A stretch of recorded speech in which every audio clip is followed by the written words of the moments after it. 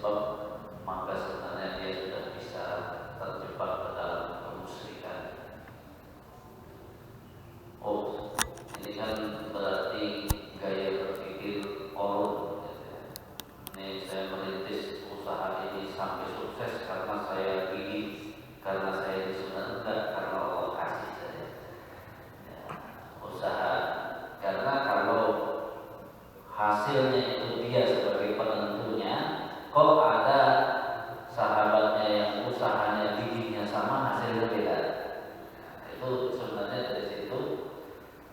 Karena hidup ini kalau sudah bicara sebab, sebenarnya Allah, tapi ikhtiar memang kita, ikhtiar itu kita. Tapi kalau hasil akhir dan sebab kenapa sukses, sebenarnya Allah. Makanya ketika seorang korun itu mengatakan ini semua karena hasil usaha tangan itu sendiri, celaka dia, celaka.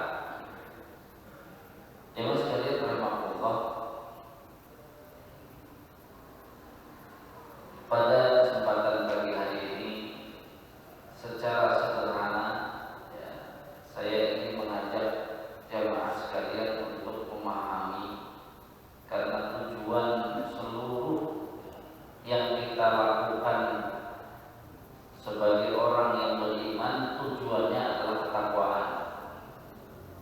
Diawali dari kita berpuasa itu kan sampai bangun malam, sampai semua dilakukan, baca Quran sebanyak-banyaknya dalam rangka mencetak diri agar diri kita masuk menjadi orang-orang yang bertakwa. Musibah yang kita hadapi ini sebenarnya sama, agar kita menjadi orang yang bertakwa. Haji, fa inna khairu zadid taqwa, sebenarnya ke sana. Kurban, la yanalullahu luhumuha wala dima'uha walakin yanaluhu taqwa minkum. Nah, bicara takwa itu bicara jiwa kita, karena yang disebut takwa itu adalah hati. Hati yang dimaksud adalah jiwa. Nah, sedangkan kita, pertanyaannya, apakah kita sudah mengenal jiwa kita? Kalau saya tanya saja, apa jemaah sekalian, apa bedanya ruh dan an-nafs?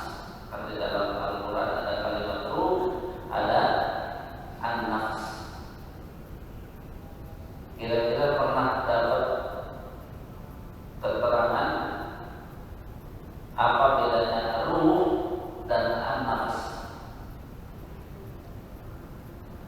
Jangan sampai kita mau menuju bertakwa, ternyata kita nggak kenal dengan an-nafs, jiwa kita, sehingga kalau kita tidak tahu, pasti nanti arahnya kacau.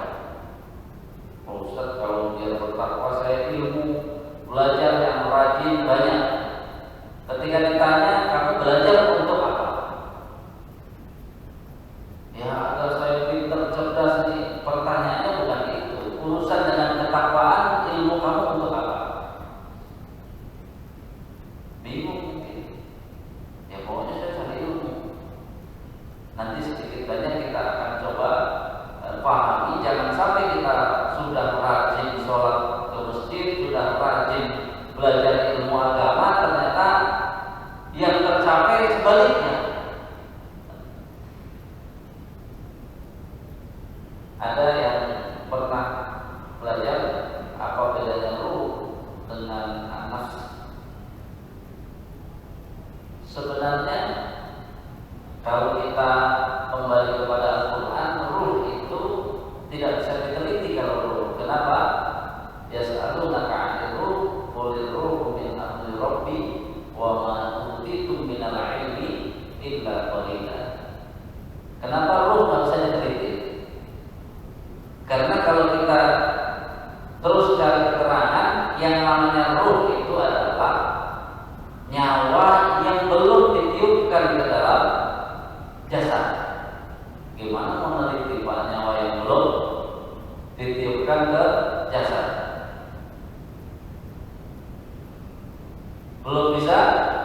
diteliti karena berarti belum menyatu dengan jasad. Pertanyaannya, ketika roh sudah ditiupkan ke dalam jasad, maka jadilah an-nafs, itulah an-nafs. Makanya tadi kan gambaran orang yang sudah meninggal itu bukan ya ayyuhar ruh, tapi ya ayyatuhan nafsul mutmainnah. Padahal itu kalimat itu untuk orang yang masih hidup atau sudah mati? Berarti sudah mati, tapi sudah mati itu disebut ya ayyatuhan nafs. Padahal ruh kan yang sudah dipisahkan dari jasad tetap disebut an-nafs. Jadi kalau ruh yang sudah masuk jasad mau dia keluar lagi tetap dia sudah tidak dinamai ruh, tapi dinamai an-nafs. Nah, kalau sudah bicara an-nafs, maka an-nafs kemungkinan gambarannya bisa dipahami, diteliti bisa, karena sudah menyatu dengan jasad, dan itu bisa. Jadi di dalam kaidah ini kita ambil saja salah satu ulama menjelaskan wa'alam anna nafsa minha, ketahuilah bahwa yang dinamakan an-nafs itu yang dia sebenarnya penyebutan umumnya bisa kita sebut hati, kemudian fuad sama, karena itu adalah inti dari an-nafs. Hati dan itu adalah inti dari an-nafs. Tapi apa yang bisa mempengaruhi an-nafs itu? Makanya Ibnu Jauzi ini ini jangan sampai salah ya. Kalau Abdul Faraj Al-Jauzi itu beda dengan Ibnu Qayyim Al-Jauziyah. Kalau orang yang jarang memahami dikira sama disebut Al-Jauziyah, Ibnu Qayyim. Padahal Ibnu Jauzi di atas Ibnu Qayyim Al-Jauziyah. Salah satu ya murid, ada yang menyebut putra Ibnu Jauzi, membuat sekolah. Namanya, kalau sudah murid itu yang guru besarnya Al-Jauzi bikin sekolah, maka namanya sekolahnya Al-Jauziyah. Itu nama sekolah. Kepala sekolah zaman itu disebut Al-Qayyim. Itu kepala sekolah. Nah, kalau Ibnu Qayyim Al-Jauziyah, anak kepala sekolah Al-Jauziyah. Itu berarti kalau disebut dari urutan itu, kalau dihubungkan dengan Ibnu Jauzi, maka dia cucu murid, bukan langsung ketemu, tapi cucu murid, jadi masih jauh. Jadi itu kalau dipahami. Jadi Ibnu Jauzi kakek guru, berarti di atasnya Ibnu Qayyim Al-Jauziyah. Beliau menyebut tiga unsur yang ini nanti ada hubungan dengan kita ngaji, kita ibadah, itu harus mempengaruhi itu. Yang pertama, juz'un aqliyun. Dalam jiwa kita itu ada bagian dari akal. Nah, ini kita yang tadi saya sebut, kita ngaji, kita semua itu adalah bagian dari akal. Ilmu nanti larinya ke situ. Fadilatul hikmah wa radilatul jahl. Yang paling tinggi dari akal itu adalah mendapat ilmu dan hikmah. Sedangkan yang rendahnya adalah al-jahlu, kebodohan. Nah, sekarang kita harus melihat juga yang disebut ilmu dan hikmah itu apa. Apakah setiap orang pintar nanti akan kita sebut berarti dia punya ilmu dan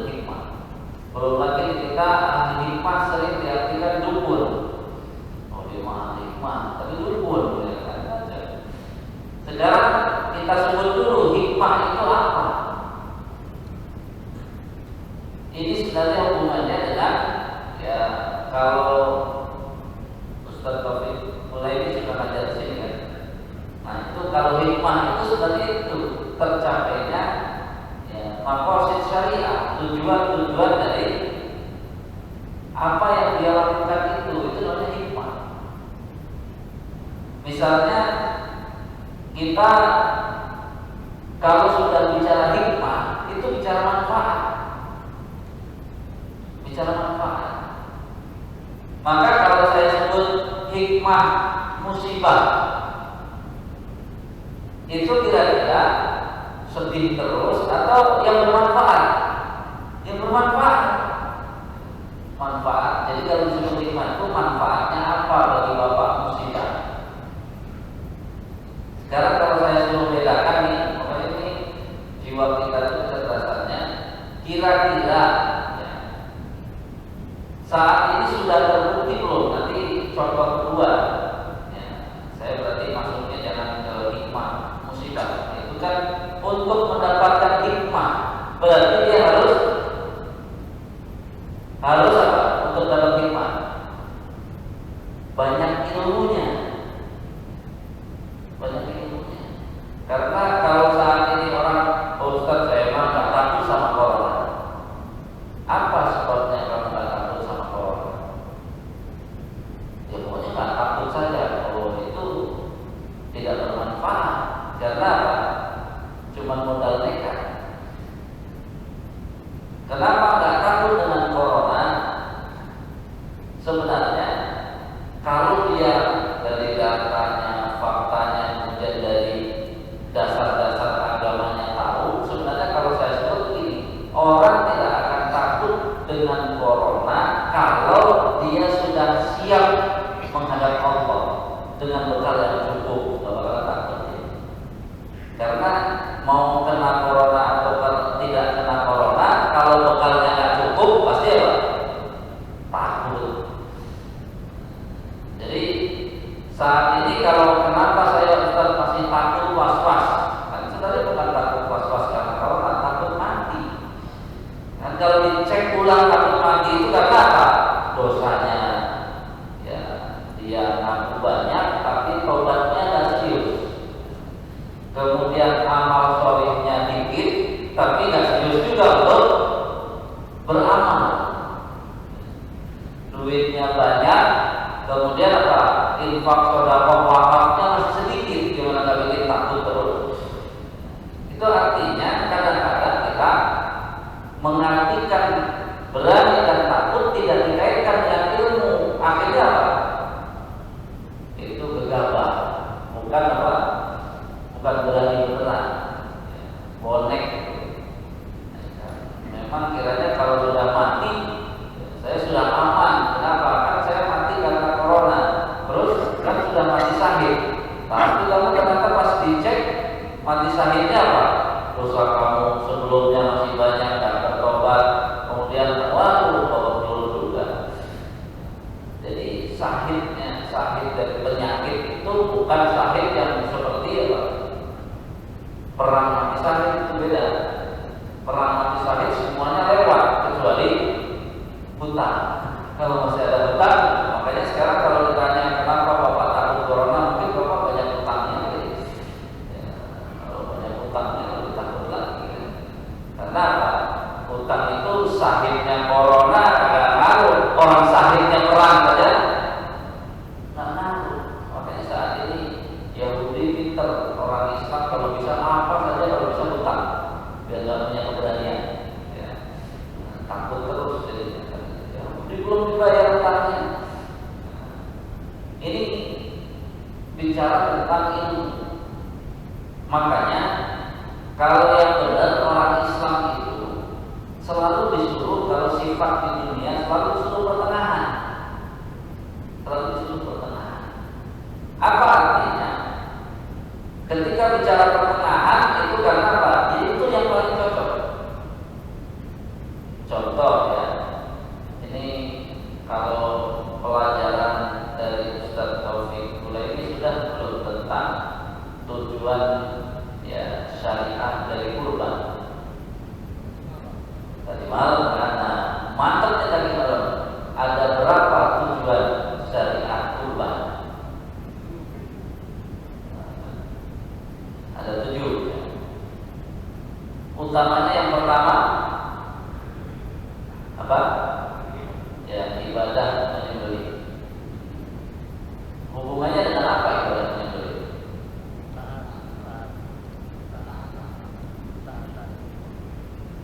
Ya, poinnya apa? Bapak-bapak harus bisa menyembelih. Sebenarnya poinnya, karena kalau bapak nggak bisa menyembelih, ibadah menyembelih itu praktek atau teori? Masih teori juga kan, orang tidak bisa menyembelih. Jadi kadang-kadang gitu ya. Jadi udah mengerti itu tujuannya, tapi dia nggak pernah berani menyembelih. Karena orang yang kurban tidak berani menyembelih, akhirnya orang lain suruh menyembelih. Pas orang lain suruh menyembelih, maka akhirnya apa?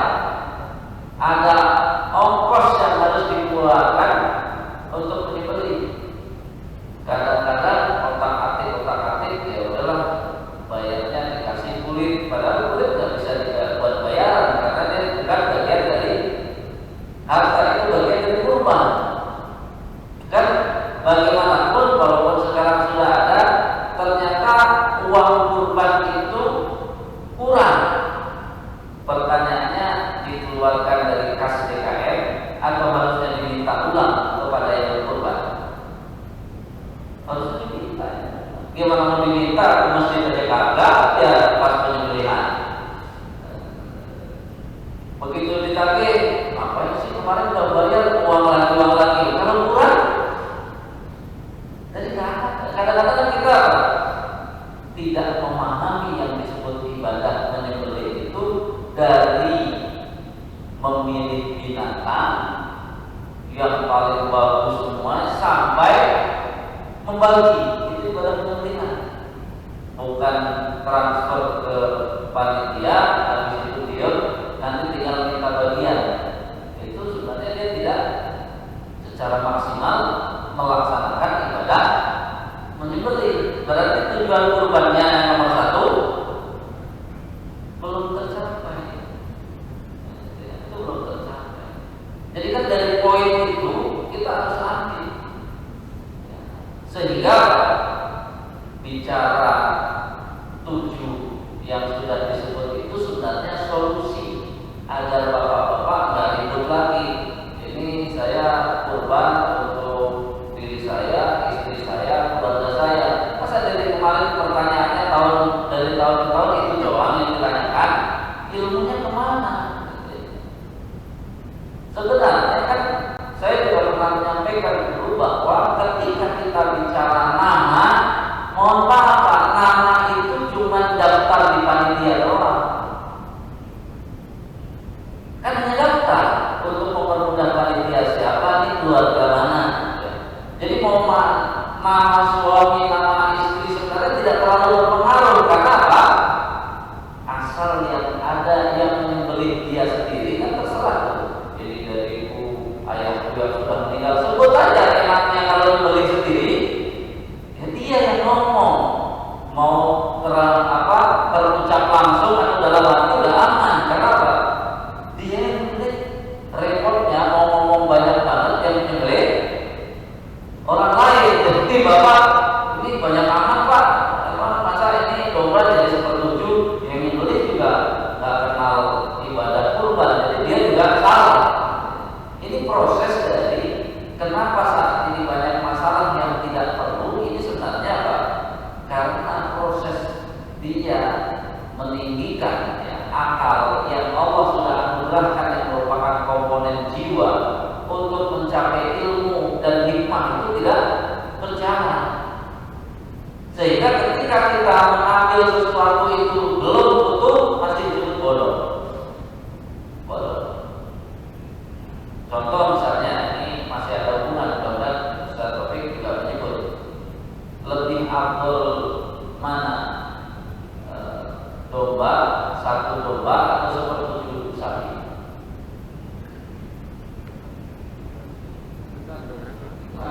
Tergantung, itu benar ilmunya apa. Jadi kalau sapi nggak langsung begitu. Bisa jadi satu domba dan sepertujuh sapi bagi dia nggak afdol. Orang mobilnya 5, nggak afdol kan ya. Jadi udah dia buat aja gara-gara ngaji. Ini hadisnya Rasulullah selalu domba. Memang kalau bicara hadis cuma dilihat dari satu satu nilai. Kalau dilihat dari 7 nilai nggak bisa ngotot. Berarti domba lebih afdol. Enggak juga. Kamu muridnya banyak, domba afdol. Ya, bagi kamu afdolnya bukan domba. Kalau domba jangan satu. Ya, daerah situ doyan domba semua, dia 10 domba. Itu baru afdol. Karena duitnya banyak. Nah, ini kadang-kadang kita modal ilmunya sepotong, ribut jadinya. Karena nggak ngerti bahwa di dalam ibadah itu ada tujuan yang harus dicapai juga. Makanya ke masjid itu kan juga ada tujuan. Ya, nggak mungkin ketika kita bicara ke masjid, tapi cuma tujuannya ya yang penting saya aman lah. Nanti kalau meninggal sudah aman karena saya sudah selalu sholat ke masjid. Padahal sholat ke masjid itu namanya ibadah sholat. Itu yang paling terkenal tujuannya adalah inna sholata tanha anil fahsya wal munkar. Ketika ditanya, jangan-jangan orang yang ke masjid nggak tahu apa arti fahsya, nggak tahu apa arti munkar. Terus dia kira-kira kalau bolak-balik ke masjid bisa nggak mencegah diri dari perbuatan fahsya dan munkar? Bisa nggak Pak? Nggak bisa lah, dia nggak ngerti apa itu fahsya, dia nggak ngerti apa munkar. Makanya ketika ya, Masjid Al-Hidayah di jamaahnya sudah penuh, itu belum tentu sudah bagus. Karena apa? Habis jamaah ada pengajian ulang, jadi ternyata seumur hidup dia nggak pernah ngaji. Ya berarti tercegah nggak kira-kira fahsya dan munkar? Dia baru tujuan ibadah secara kegiatan tercapai, tapi secara tujuan tidak tercapai. Tidak tercapai. Nah, ini PR kita panjang di situ. Saya masuk dulu bagian kedua dari jiwa. Nanti pembahasannya biar lebih cepat ya. Bahwa wajuzun ghadabiyyun, di dalam jiwa itu disematkan emosi. Dan ini hubungannya ilmu dan hikmah itu harus linear ketika bicara emosi. Fadilatuhu al-hiddatu wa fadiluhu al-jubn. Kita sudah rajin sholat. Oke, kita akan paham sholat kita dengan ilmu atau cuma dengan emosi biasa saja. Kalau dengan ilmu maka jiwa kita berkembang. Perkembangan jiwa kita itu dari al-jubnu menuju al-hiddat. Al-jubnu itu pengecut, penakut.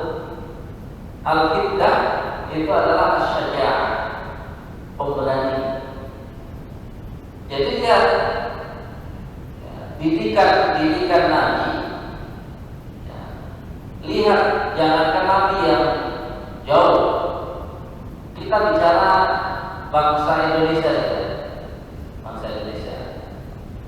Kira-kira nih, apa hikmahnya bangsa Indonesia untuk masalah wanita yang dimunculkan Kartini?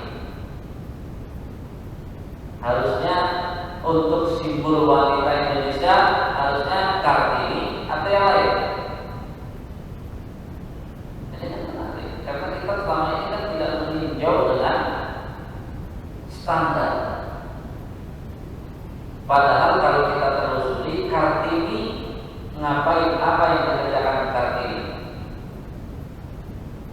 Menulis surat yang isinya apa kira-kira? Keluhan wanita. Suratnya dikirim kemana? Belanda. Belanda statusnya penjajah. Masa keluh kesah kepada penjajah? Pantesan di kita sudah berhasil kalau dari ukurannya Kartini, karena sekarang banyak ibu-ibu curhat di medsos bersama. Harusnya kan apa? Wanita Indonesia harus kenal kemalahan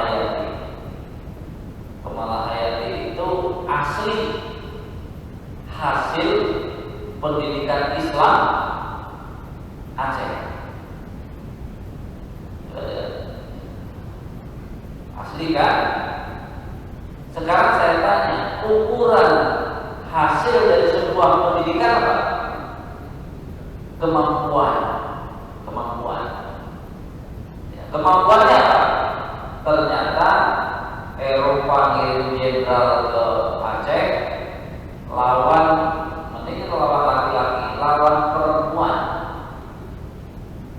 Hasil didikan Islam Aceh. Ternyata jenderalnya kalah. Berarti pendidikan Islam itu hebat. Jangankan yang laki-laki, yang perempuan saja sanggup mengalahkan strategi jenderal.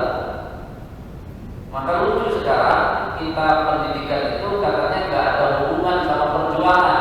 Pendidikan harus ada, karena target dari pendidikan itu lihat murid-murid Rasulullah siap, kan struktur kesiapan manusia tertinggi kan apa? Yang bukan hanya siap hidup, bahkan dia siap mati, bukan mati biasa, siap untuk melawan, ya, membela bangsanya walaupun harus perang. Itu kan kelas tertinggi dari masyarakat. Jadi masyarakat kita itu kelas tertinggi apa? Kalau tiba-tiba ada musuh yang akan menghancurkan kampungnya, dia maju, dan kalau dia bisa menang, kan itu kelas tertinggi. Yang lain secara mental belum bisa disebut tadi, walaupun profesor dia saya jangankan di kita saat ini pendidikan itu bisa di dalam jiwa kita, ya kalau pinter aja.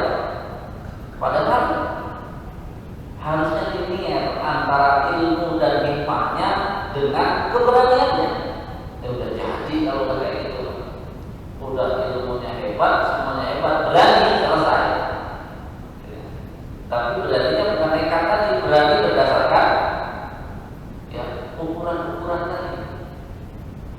Ini gambaran. Makanya secara utuh saat ini sasaran pendidikan kita itu belum nyampe untuk ya mencetak ya pemberani, bukan pengecut.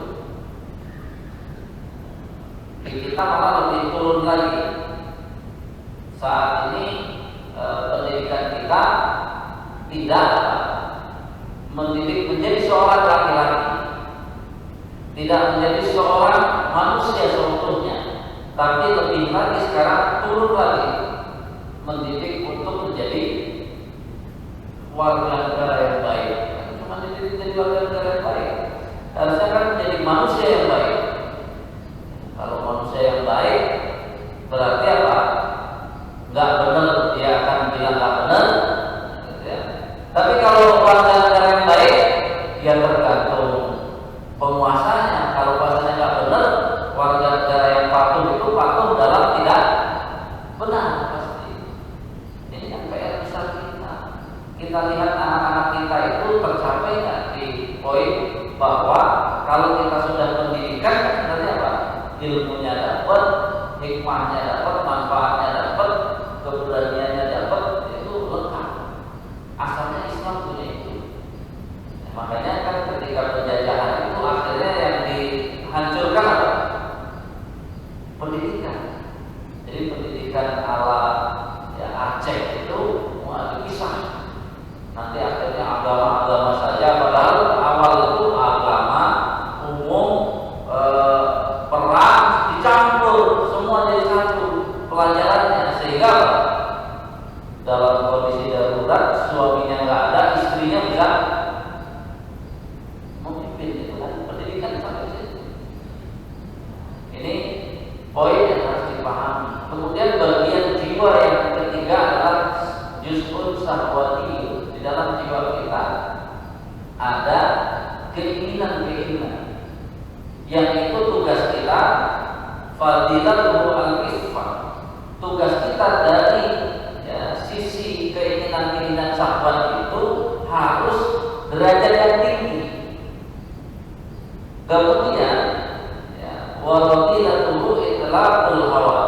Sedangkan yang terendahnya adalah ikut hawa nafsu. Jadi ketika kita mendidik ya, baik diri kita rajin ngaji ke masjid dan sebagainya, sampai pada itu yang harus dicapai. Tidak ketika menuruti hawa nafsu ujungnya kehinaan, ketika dia ya, bisa mempertahankan hawa nafsu ujungnya kemuliaan. Ini kan yang harus dimiliki, sehingga sebenarnya kalau kita sudah memahami 3 titik dalam jiwa kita itu, maka mulai sekarang ketika kita bicara belajar, ngaji, mendengar kajian itu bukan untuk pintar saja. Buat apa untuk pintar? Sebenarnya untuk bertakwa. Ketika kita bicara bertakwa, ya sederhana saja. Ya. Misalnya kalau kita mau baca buku, ya, kalau tadi ya Ibnu Jauzi, ya sekarang punya inilah Ibnu Qayyim al-Jauziyah, yakni Madarijus Salikin. Ya, karena itu penjelasan tentang ia karena aku ia nasta'in. Tapi yang menarik ini ulama itu di situ kan berbicara tentang Al-Fatihah sebenarnya. Dan kita harusnya kalau sudah disebut Al-Fatihah, kita sangat punya kewajiban untuk memahami perlahan-lahan surat Al-Fatihah. Karena apa? Ya minimal 17 kali. Dan saya ambil ya makna singkat saja. Ibnu Qayyim menyebut di dalam Al-Fatihah ini tetap ada 3 tahap pembinaan diri kita. Kan tadi berbicara diri, ini ada 3 tahap pembinaan diri. Yang pertama itu disebut proses pembinaan akidah dan keimanan. Yang kedua adalah proses ibadah. Proses itu tadi boleh berhenti kan? Nah boleh, namanya proses. Dia harus terus-terus. Proses ibadah yang sampai minta tolong. Jadi bukan ibadah saja, tapi sampai minta tolong. Kemudian ada proses penguatan Islam ya, yang didukung dengan bagaimana manfaat dari akidah, keimanan dan ibadahnya itu terasa baik bagi dirinya ataupun bagi orang di sekitarnya. Nah, kita ambil misalnya ada hubungan erat dengan tadi, karena bicara proses akidah dan keimanan itu bicara 4 ayat. Makanya ini terdekat Bapak harus belajar bicara Bismillah. Kira-kira kalau saya bicara Bismillah, bicara apa? Bismillah itu seringnya apa? Dia diucapkan sebelum pekerjaan. Berarti mewakili apa sebenarnya Bismillah? Kalau dengan yang tadi mewakili apa? Ilmu. Jadi bukan baca Bismillah doang sebenarnya. Kalau baca ilmunya, hadisnya kan bicara Allah yabda bi Bismillah fa huwa aqta. Siapa yang tidak memulai dalam amal itu dengan Bismillah, dia terputus. Tapi sebenarnya bukan sekedar ucapan Bismillah, yang dimaksud ilmu. Siapa saja yang memulai sesuatu tanpa tahu ilmunya, dia terputus. Kemudian Bismillah yang kedua itu menyadari bahwa nilai manfaat itu adalah seberapa kita memposisikan Allah di situ. Karena asalnya yang bisa memberi manfaat dan mudarat bukan amal kita, tapi Allah. Jadi kalau dari Bismillah ilmunya tercapai dan niatnya tercapai, itu modal. Cuma orang kita, bagaimana ilmu dan niatnya tercapai? Orang dia nggak tahu apa-apa, yang penting Bismillah aja lah. Bukan yang penting Bismillah, Bismillah itu penting, bukan yang penting. Bismillah itu sangat penting, maka harus dipelajari. Karena ujung dari Bismillah adalah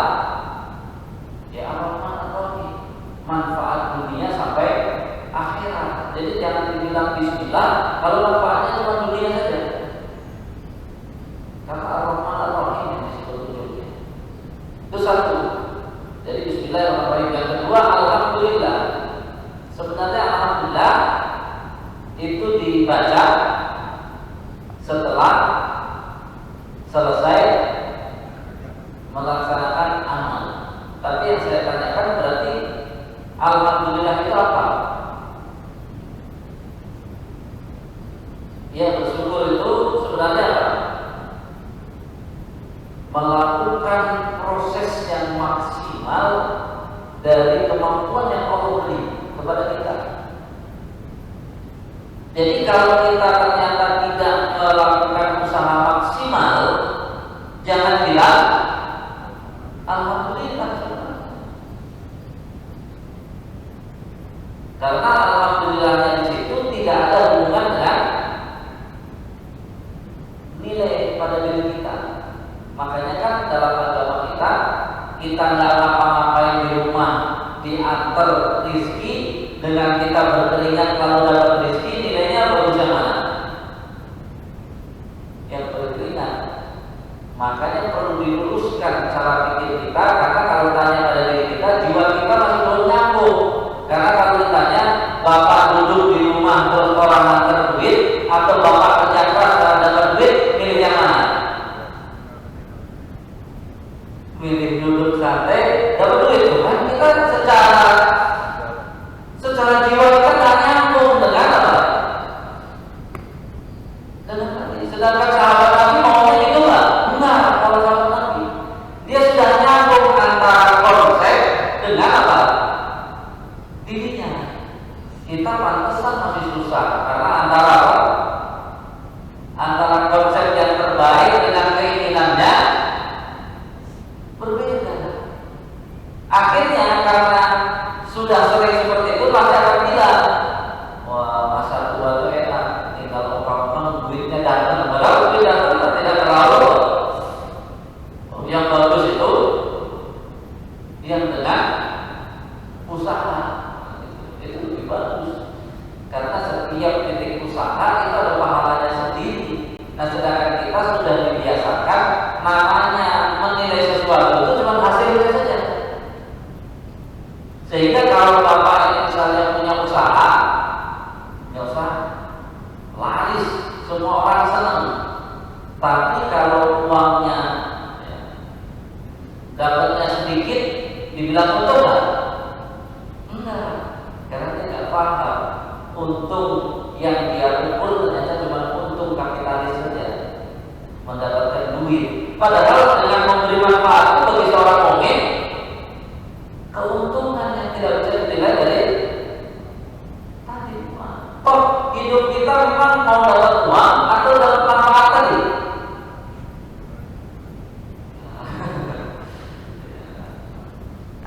Artinya kalau manfaat sampai kita mati pasti apa? Ngikut. Tapi kalau uang belum tentu ikut. Ya, kalau kita nggak bisa menggunakannya, nggak ikut di uangnya, ketinggalan. Ini gambaran. Kemudian bicara Ar-Rahman Ar-Rahim itu bicara apa? Setelah kita mencapai hasil maksimal, hasil itu bukan didiamkan, cuma jadi deretan apa? Kekayaan diri, harus maksimal manfaat dunianya. Itu Ar-Rahman. Begitu bicara Ar-Rahman maksimal manfaat dunia, ada Ar-Rahim. Ar-Rahim maksimal manfaat akhiratnya. Kenapa Ustaz saya harus mikirin ya Ar-Rahman Ar-Rahim manfaat dunia akhirat? Karena apa? Setelah Ar-Rahman Ar-Rahim kamu ditutup dengan Maliki Yaumiddin. Orang semuanya akan dihitung, dikasih balasan. Jadi buat apa hebat nama di dunianya ternyata nggak dapat pahala apa-apa, kan rugi bisa ya. Kecuali setelah mati udah nggak ada urusan, itu aman. Masalahnya urusannya lebih panjang setelah mati daripada saat hidup. Nah, kalau kita sudah ngerti bahwa kita harus punya ilmu, kemudian kita harus melaksanakan ilmu sampai hasilnya maksimal. Setelah dari hasil itu kita harus gunakan ya untuk memberi manfaat di dunia, bahkan memberi manfaat akhirat. Kalau model orang yang begitu, kita akan mudah ia karena dulu ibadahnya pasti hebat orang ini. Karena apa? Visinya jelas sudah dalam Bismillah sampai Maliki Yaumiddin. Tapi masalahnya kita kan nggak pernah ngaji sampai situ. Yang penting baca Al-Fatihah aja lah. Padahal kalau kita ngaji harus sampai situ. Karena apa? Iya, karena dulu itu bicara ibadah terbaik Pak. Kalau ibadah kita belum pas-pasan, belum iya karena dulu sebenarnya. Kenapa? Karena ibadah itu harus layak untuk dipakai iya karena sekali. Jadi Bapak datang ke masjid bukan Bapak cuma bicara tentang sudah ibadah saja, tapi Bapak harus selalu koreksi apakah ibadah saya ini layak untuk dijadikan sandaran minta tolong atau tidak. Ya kayak gitu mah belum. Makanya sebenarnya kenapa sampai berjilid-jilid ya Ibnu Qayyim hanya khusus iya karena budaya karena saya, karena itu kunci. Sehingga kita mulai ternyata Bapak sudah sholatnya bagus, ngajinya bagus, baca Quran bagus, menjaga akhlaknya bagus, semua sudah bagus. Apakah sudah selesai? Belum Pak. Ihdinas siratal mustaqim. Bapak harus apa? Sudah merasa berjalan. Sekarang untuk tahu target Bapak adalah ihdinas siratal mustaqim. Ini jalan saya. Nah sekarang Bapak kan saya mau menuju kemana nih? Saya merasa sudah Pak, sholatnya bagus, infaknya bagus, semua bagus. Sekarang Bapak ambil, karena surat Al-Fatihah ini oleh ulama tafsir diterjemahkan, ditafsirkan dengan surat An-Nisa ayat 69. Bapak harus ini hasil saya, Bapak harus lirik ke kanan. Di kanan standarnya apa? Minat nabiyyin, nabi, waduh masih jauh Ustaz nabi, oke nggak apa-apa. Di bawah nabi as-siddiqin, sahabat-sahabat nabi, masih jauh Pak Ustaz, oke. As-syuhada, syuhada disebut siapa? Orang-orang yang berani, ya. Orang-orang yang siap mati syahid. Itu kan berarti apa? Standarnya belum nyampe ke situ Pak Ustaz. As-sholihin, waduh berat juga. Nah, makanya ada pilihan lain Pak Ustaz? Nggak ada. Jadi gimana kita mau sombong kalau sudah hebat? Itu kalau kita ngerti bahwa ketika kita baca ihdinas siratal mustaqim, jangan puas kamu walaupun ibadahnya sudah bagus, semua sudah bagus, karena standar bandingannya adalah surat An-Nisa ayat 69. Kalau ya masih penting Ustaz daripada tetangga. Sejak aku kenapa standarnya tetangga? Masih penting daripada seumuran saya Pak Ustaz banyak yang kacau. Isu standarnya bukan turun standar, naik. Oh belum, kamu udah kayak gitu masih tambah rajin. Standarnya bukan kita nih, mohon maaf, standarnya paling sedikit as-sholihin. Nggak bisa turun, kalau bisa naik. Berarti kan selalu semangat. Kenapa orang buta semangat ke masjid? Karena dia ngerti standar. Ya, kalau sekarang kan kayaknya masih mendingan Pak daripada dia, masih mendingan.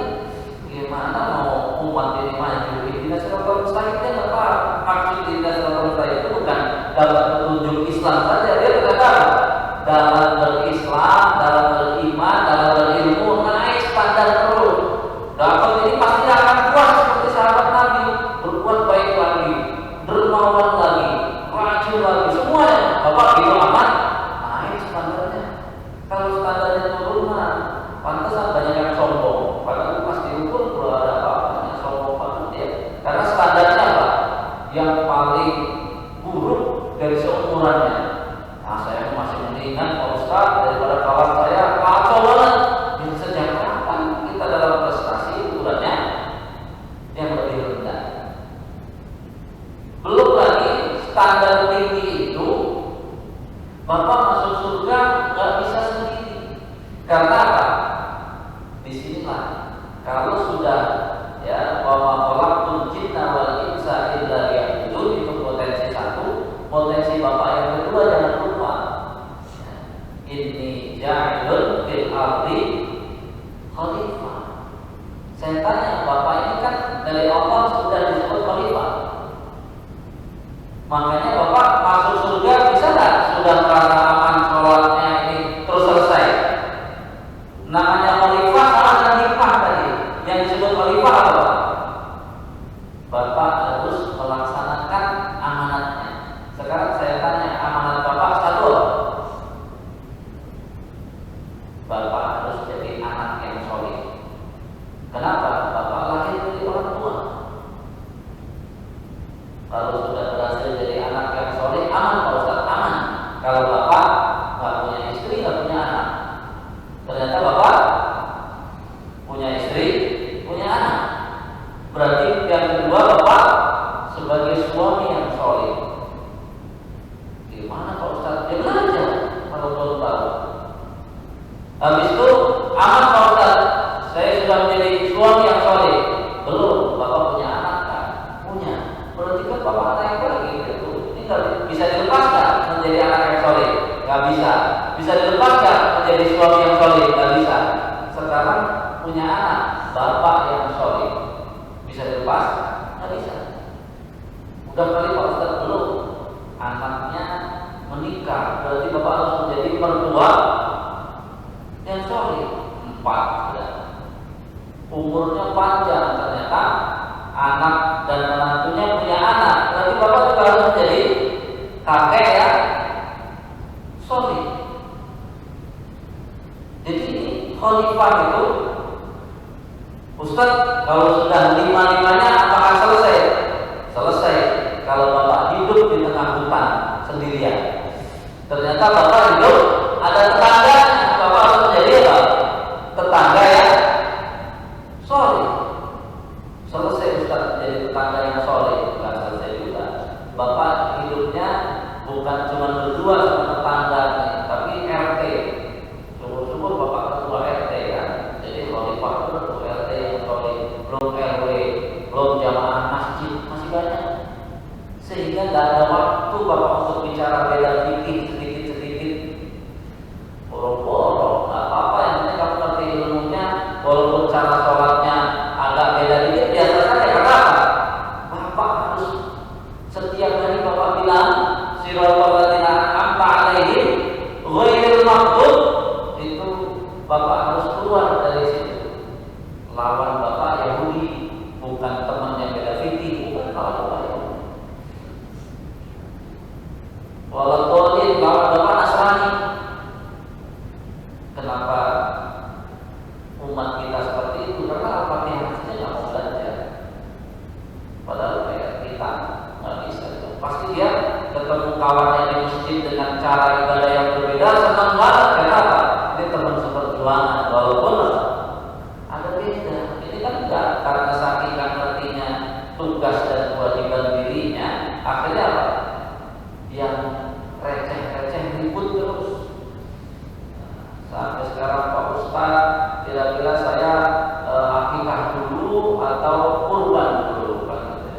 Ya tergantung. Kalau bapak baru punya anak, ya, barangkali dari pos bapak ya, punya anak baru 7 hari, 14 hari, 21 hari ya, terus kemudian sambutnya cuma beli 1 domba, ya udah akikah dulu. Karena apa? Lewat dari itu sunnah muakkadnya sudah nggak ada. Kalau akikahnya tahun depan tidak sunnah muakkad, tapi kurban tahun depan tetap sunnah muakkad. Tapi kalau pertanyaannya, saya takutnya orang tua saya dulu belum mengakikahi saya, udah kurban dulu kalau itu. Karena apa? Akikahnya nilainya mubah.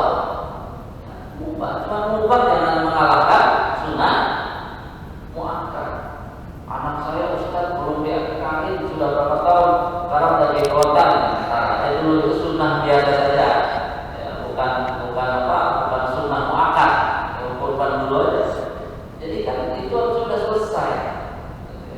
Ustaz sampai atau enggak kurban untuk orang tua yang meninggal? Ya orang tua yang meninggal, kalau orang tuanya sendiri jangankan kurban, sholatnya aja nyampe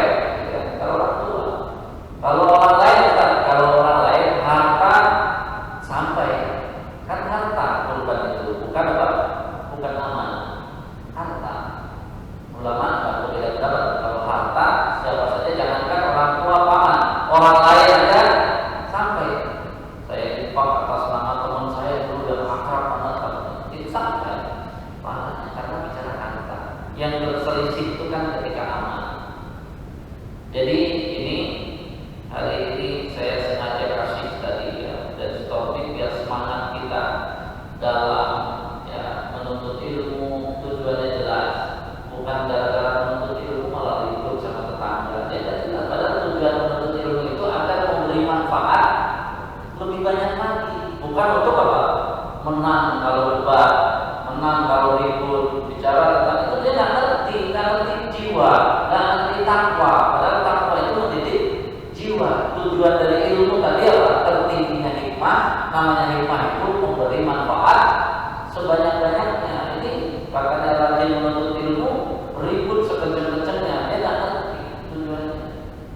Jadi ini termasuk rajin ke masjid bukan hanya tujuannya itu, tapi harus ada efek tadi. Makin tadi ya anaknya jadi dibawa karena tugas tadi.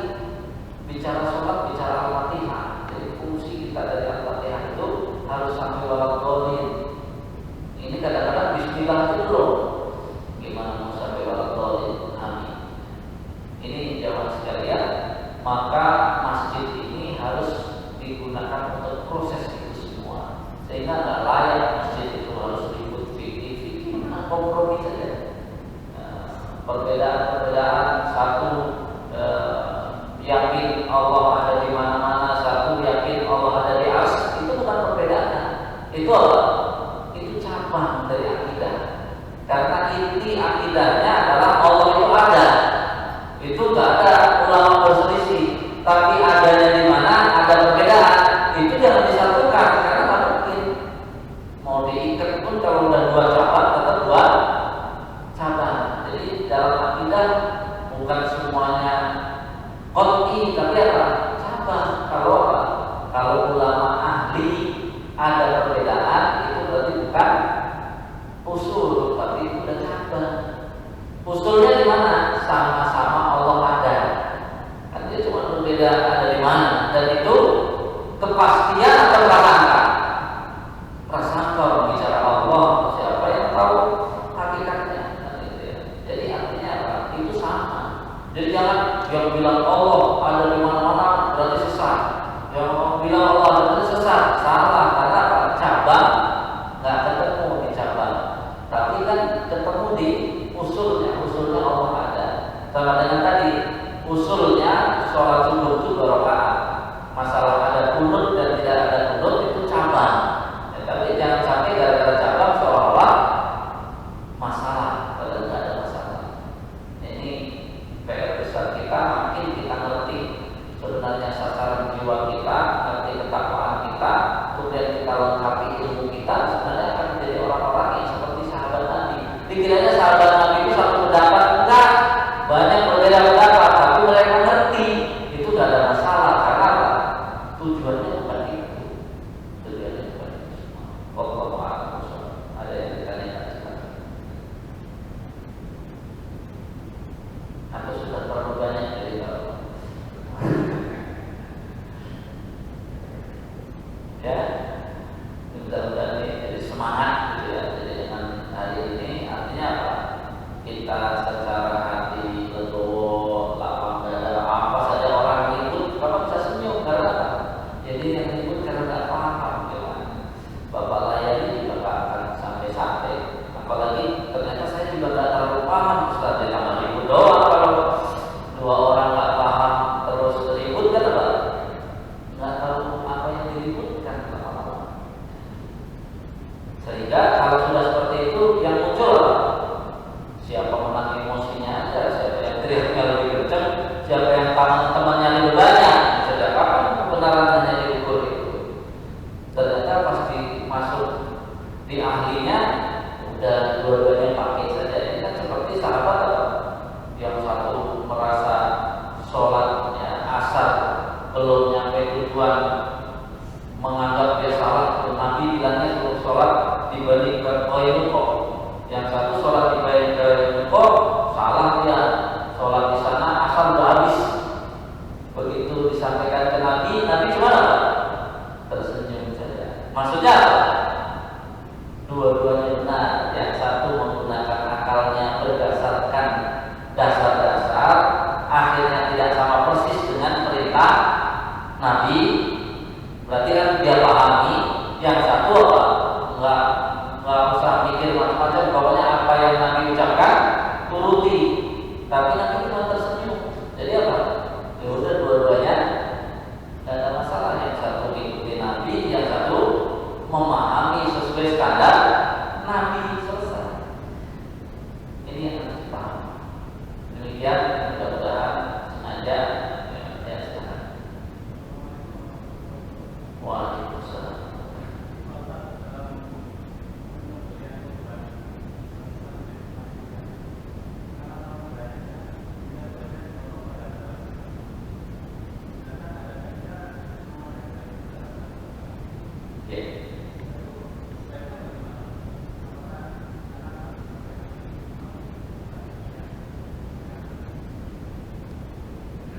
Ya, itu beratnya kalau panitia ditanggung semuanya. Makanya sebenarnya pas hari H itu, ketika kemampuan DKM itu berapa? Misalnya waktu tahun kemarin berapa? Ketika sekarang ternyata hewan kurban lebih, maka harus ambil outsourcing tenaga ahli yang lebih, sehingga utamanya dikerjakan hari itu semuanya. Tapi kalau tenaganya nggak ada, kan yang ditambah tenaga. Ini jangan sampai Pak, kita paksakan sendiri nggak nyampe, sampai jam 12 juga nggak nyampe. Kenapa? Kita lupa. Makanya kan sebenarnya manajemennya di situ. Syukur-syukur tadi mulai sekarang Bapak beryang korban wajib bantu, datang di sini. Kalau nggak mau bantu, hewannya saya kirim hidup-hidup ke rumah. Daripada repot kan gitu ya. Ya udah. Itu gitu ya Pak ya. Kalau kamu bawa domba, pas dipanggil nggak ada, nggak usah dipotong. Siapin uang penyembelihannya yang dulu dikasih, ya kopi anterin ke rumahnya. Gitu ya. Dombanya hidup-hidup. Karena apa? Ya tadi. Ini kan kalau semua yang korban itu datang, ngirim minimal satu, kalau dia korban perempuan kirim saudara laki-lakinya satu, ya insya Allah selesai. Tapi kalau yang dari masjid tahun lalu buat sekian, tahun sekarang udah tambah 1 tahun, tenaganya udah kurang lagi. Jadi tahun lalu 10 lancar, sekarang 10 bisa lah. Molor lagi waktunya, kenapa? Energinya sudah beda tahun lalu dan tahun sekarang. Jadi makin tahun kalau hewan kurbannya naik, support tenaganya nggak naik, dari apa? Dari yang kurban, masjid sewa yang lain harus apa? Iuran kamu naik, kok nambah lagi sih ya? Kamu yang nggak datang kan harus apa? Tambah tenaga, tanggung saya jawab siapa? Tenaga tambahan. Bukan kamu jawab DKM, kamu jawab yang kurban, karena asli kurban itu nanti tanggung jawab orang yang kurban, bukan tanggung jawab panitia. Panitia membantu saja sebenarnya. Apa yang tidak disanggup, ya panitia nambah. Tentu beban semuanya bukan ke panitia, bukan ke masjid, beban semuanya ke orang yang kurban. Jadi memang kalau yang nggak datang, kalau perlu ongkosnya lebih banyak dari itu. Jadi tanya, Bapak nanti bantu-bantu nggak? Enggak. Bapak nggak bantu-bantu, ongkosnya nambah. Oh itu mantap, harus begitu ya, yang benar. Nggak mau nambah, bawa pulang. Bapak sendiri Pak. Jadi mulai sekarang terbuka, ternyata Pak, kewajiban Bapak kurban ini menyembelihnya, menyelenggarakannya bukan panitia. Bapak harus datang bantu. Ini solusinya. Jadi artinya ya bisa menyembelih 12 sampai 13, ya 11, 12, 13 di hari tasrik itu. Cuma ya tetap berkurang fatihahnya. Hanya berkurang fatihahnya. Yang paling utama nanti tanggal 10. Pada sekarang kemungkinan kan hari Jumat. Berarti kan tenaganya harus tambah. Demikian secara teknis ya harusnya memang sudah lulus, sudah tuntas teknis kurban. Tujuannya juga sudah disampaikan oleh ya Ustaz Taufik ini, sehingga di poin ini tinggal dipadu antara pelaksanaan dan tujuan harus tercapai. Untuk tercapainya butuh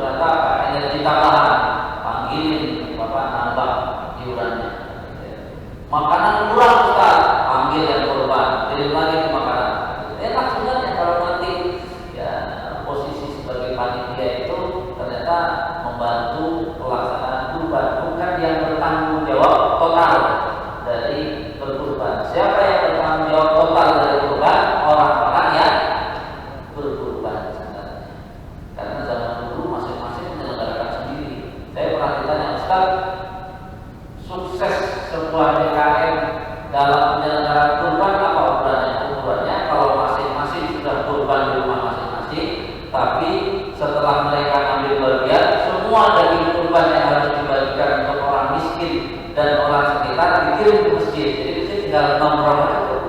Nah, itu baru udah sukses. Jadi sukses itu, Ustaz, gimana kalau masing-masing penyelenggaraan sendiri? Bagus, karena itu terapi kepada musuh. Terapi musuh. Ya, yang sama Allahu Akbar. Allahu Akbar, kan takut dan macam-macam. Kalau Islam udah latihan terus dia tahu nyembelih sapi lagi. Jadi dulu itu digunakan terapi Pak untuk orang-orang kafir dia ada macam-macam. Jangankan kita lehernya kecil, leher sapi aja. Nah itu asalnya di situ. Demikian mudah-mudahan ini bisa memberi semangat baik dalam belajar, ibadah dan melakukan amal-amal saleh sehingga jelas sekali kita tidak boleh sombong, kita tidak boleh merasa cukup karena standar kita adalah Nabi, nggak bisa Nabi turun lagi sampai orang yang soleh. Jadi mulai sekarang jangan standarnya tetangga yang datang ke masjid, gitu ya, orang kaya yang pelit, janganlah standar kita standar yang lebih tinggi, biar kita selalu merasa kurang.